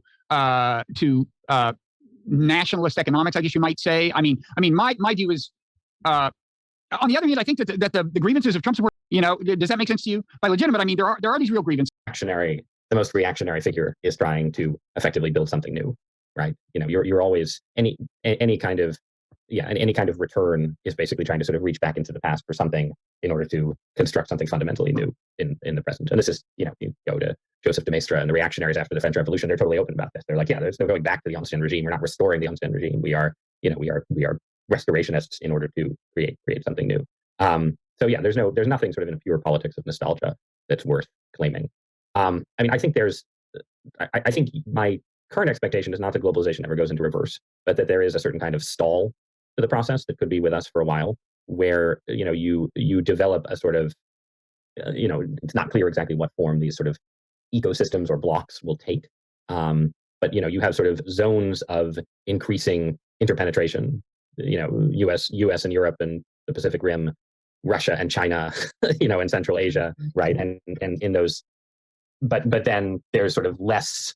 It becomes a more complicated thing to outsource American jobs to China, and already like sort of changing conditions in China have made that more complicated to begin with, right? But or to take a sort of superficial but also important area like pop culture, right? Like China now has its own really strong domestic film industry, and we've gone from a world where China was just flooded with American movies to a world where China restricts how many American movies come in, and some still come in, but China has its own sort of there's sort of Chinese cinema. It's not just sort of it's derivative in certain ways of American pop culture, but it's not just like American pop culture as far as the eye can see. So I think there's some of that has already happened and will sort of continue to happen. The model, the way that Chinese demonstrated that you could have the internet without having an open internet, I think, is something that certainly Russia, potentially India, like potentially the Middle East are going to sort of imitate. So just in terms of sort of information flows, there's going to be more sort of spheres and firewalls than people anticipated 10 or 15 years ago. Domestically, there's a reason that the smartest pro-Trump intellectuals have sort of come around to revisiting industrial policy, basically, because it seems like a way to say, okay, we're not just going to sort of, we're going to have new trade policies and we're going to have some tariffs and restrictions and these kinds of things, but fundamentally we need sort of state-led reinvestment in regions of America that have done badly under current conditions, and that's linked to a sort of foreign policy competition vision, linked to ideas of American independence and self-sufficiency. I think to the extent there's a strong case for it, it's more sort of about these kind of issues of social cohesion and domestic harmony, right? That like the big error of neoliberalism in its sort of second phase, if you take like Reagan and Thatcher as the first phase and then sort of Clinton to Obama as the second phase, right? The error in the second phase was basically to say, we're just measuring rising GDP. These free trade gives you rising GDP, therefore there will be enough money to redistribute from the winners to the losers. But if all of the winners are in the Acela corridor and Northern California and college towns and big cities, and all of the losers are in like 5 to 10 big important states, right? And the winners are people who are already winning, and the losers are people who are under social strain and cultural strain as it was, then it's not just a simple matter to say, oh well, we're going to redistribute a bit, because that's part of it is people want they want healthy communities, they want well-paying jobs. This is a problem the Democrats have run into repeatedly in sort of Rust Belt states. Democrats say, well, we're going to spend more on Medicaid than the Republicans. And that's popular. People do want to spend more on Medicaid. But what people fundamentally want is not Medicaid, right? They fundamentally want jobs and stable families. And that's a big part, especially in the opioid era, of what they've lost. Now, I don't know at all if there's a policy solution to this. Okay, that's going to do it for tonight. Take care. Bye-bye.